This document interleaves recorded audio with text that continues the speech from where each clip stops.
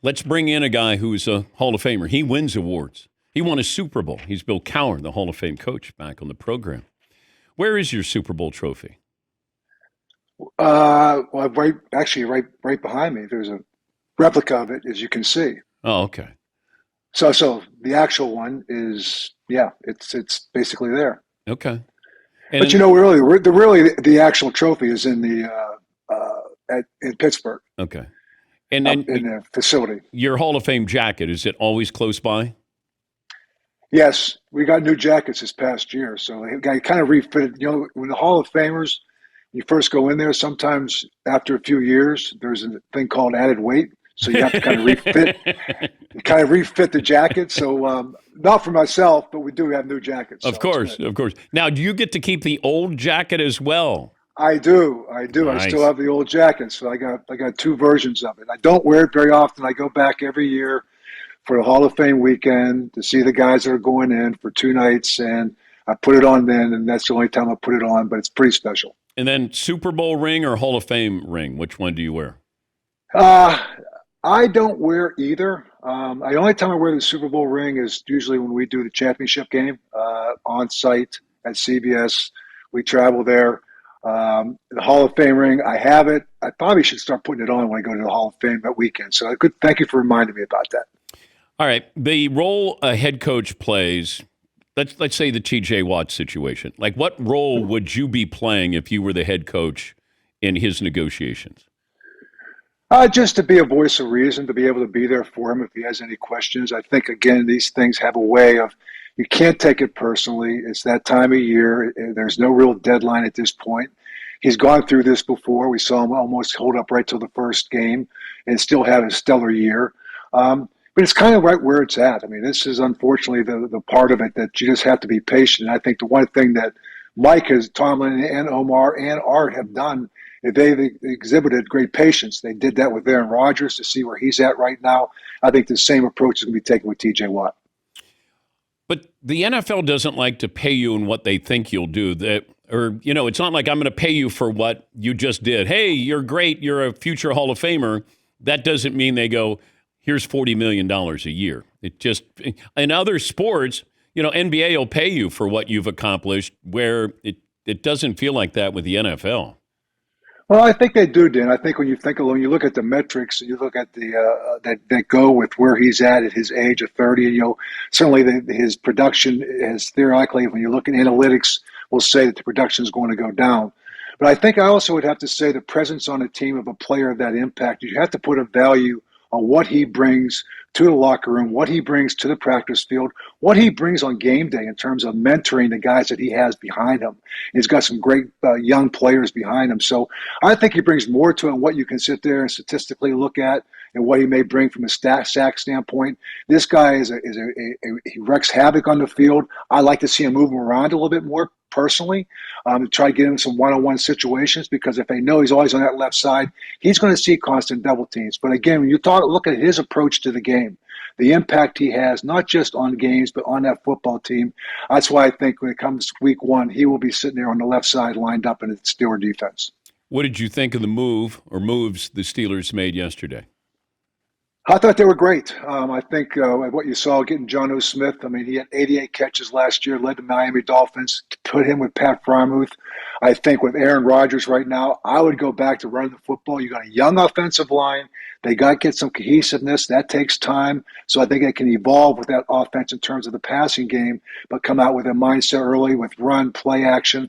I think those two guys, you start getting that. Now you get DK Metcalf on the outside if you start getting single high. So I kind of like what they did and what they're doing.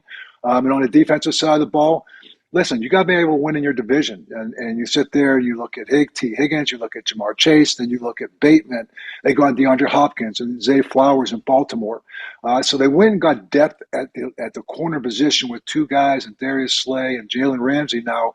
They've been all pros. And that, again, in terms of development of Joey Porter Jr., to be able to be in that room with him, it allows him to understand how all pros work, how they prepare.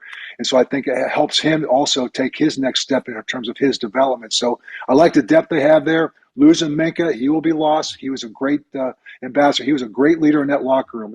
He loved the game of football. But I think Thornhill, I think is a guy that can step in. He played for Kansas City. I know he's been hurt the last couple of years in Cleveland, but I think that he's a guy that has been a starter, and Deshaun Elliott has been very, very solid. Talking to Hall of Fame coach Bill Cowher, how would you use Aaron Rodgers? What's your offense going to look like? I think it's what Aaron. I think again about him. Him and Arthur Smith will sit down and talk about what Aaron's comfortable with. I think that's the most important thing where he's at right now in his career and what he's been able to do throughout the course of his career.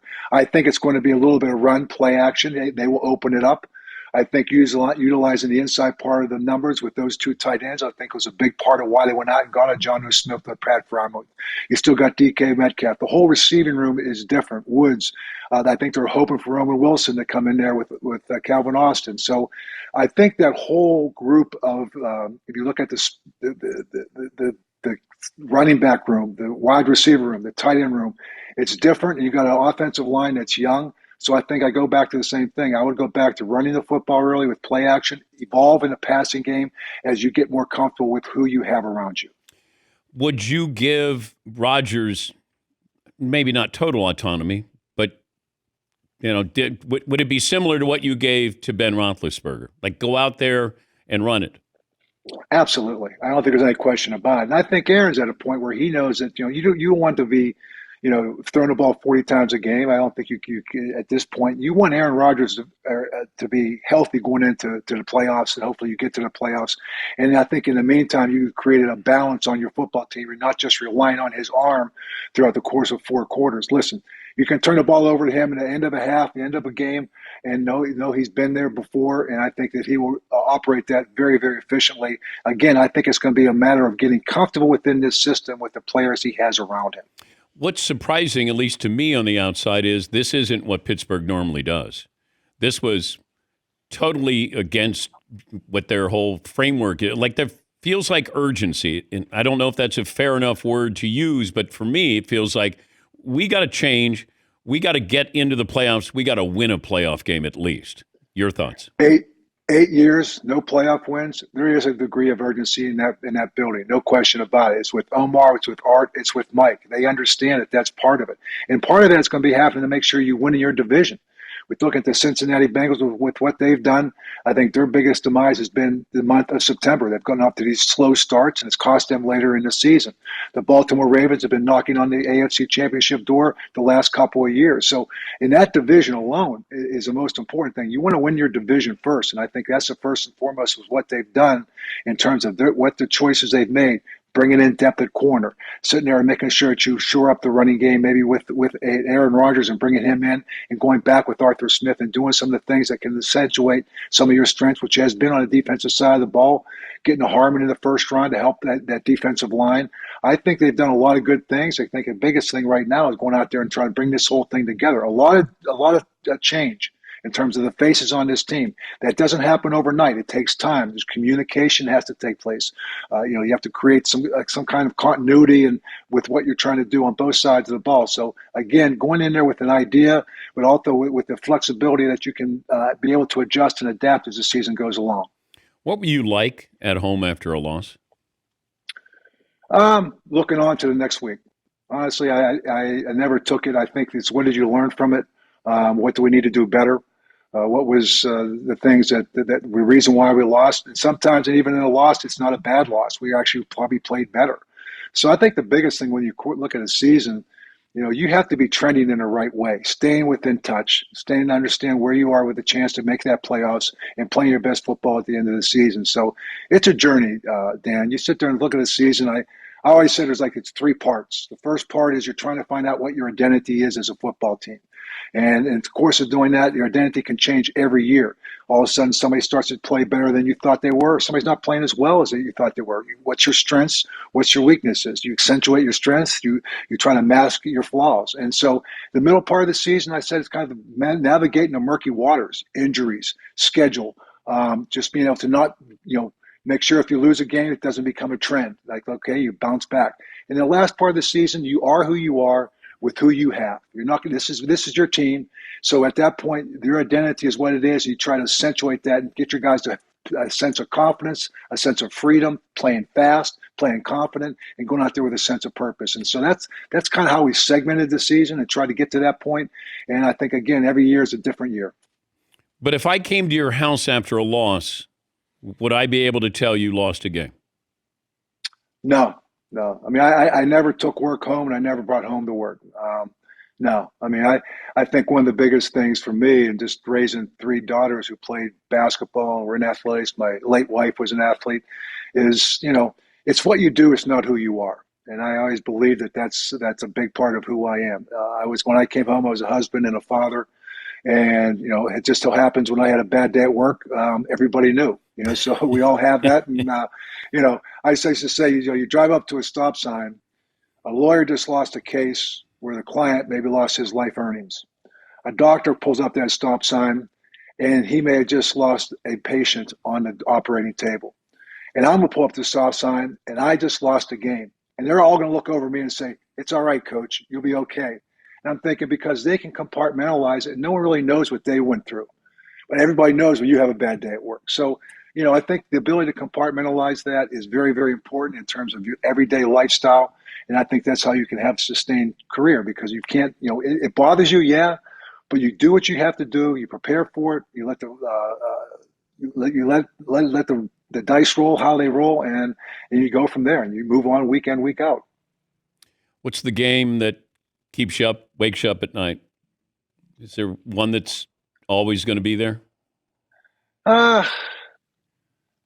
Probably, I don't know. I guess I think about I think about the 2004 AFC Championship game. That's a football team. We were 15-1, 16-1, and we're coming down, and it was Ben's rookie year, and we're coming down to the end of the second half, end of the second quarter, and the Rodney Harrison pick, because I think we actually had it over the top.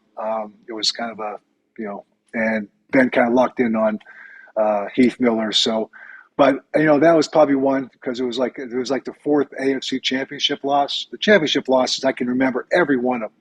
The last play against the San Diego Chargers in 1994, we tried to throw it to Barry Foster in the end zone with Neil O'Donnell, incomplete. Dennis Gibson, we lose the game. 97, we play against the Denver Broncos, and Cordell throws a couple of interceptions in the end zone. So we moved the ball. We had a chance to end that game, and that way it's Shannon Sharp with a big third down pass, and Lee Flowers is getting ready to hit John Elway in the back. 2001, probably the one I think about the most, is we get a blocked field goal for a touchdown, a punt return for a touchdown. We knock Brady out. Bledsoe comes in. We hold him for 240 yards. We are going up and down the field. We just can't score a touchdown. So that one was bad. Then to lose back to them again in 2004, the one I just talked to you about. So pick any one of them. I remember every one of them. So why are we going down this? I don't know. I'm this sorry. Misery lane. Like you asking the big wins you want. All the losses. Okay. I'm sorry. It's all right. It's all right, Dan. It's okay. I just dawned on me. I'm like, oh my God, what am I doing? No. And then I'm going to say, have a great rest of the day there, Coach. Thanks for memory lane. That was great. So you know what? Put your Hall of Fame jacket on and walk around the block or something. But the truth of the matter is, I think when you look at any coach, they will remember the losses more than you remember the wins. Yeah. And I think that's a very, very fair point. And so you look at every one of those things. What could you have done differently? A different play in 94? Maybe if in 97, if I run the ball maybe a little bit more and not try to throw it as much as I did. 2001, I mean, my gosh, if it's just like a punt return and a blocked field goal for touchdowns, and special teams was like, I was a special teams coach, so nothing bothered me more. That sat with me probably worse. Now that I think about it, that probably sat with me worse than any of them. It was 2001. So in 2004, listen, it was a great year, and and Tom. They did a great job. They beat us in that game. We beat them in the regular season. They beat us in the playoffs. And we got our redemption in 2005. But you know what? Honestly, 2001, probably because that was a really good team. And that was a bad loss. It's just two returns for touchdowns in a kicking game. Come on. All right, now, can we move on from that? I'm out of time. I can't talk about all the great wins, Coach. I'm I guess I sorry. got to come back. Hey, I'm glad I came on this morning. Thank you for making my day rosy. Enjoy the rest of your day, Coach. Yeah, thanks, Dan. Thanks. That's Bill Cowher, Hall of Fame coach. He was there 15 years with the Steelers. NFL Today studio analyst.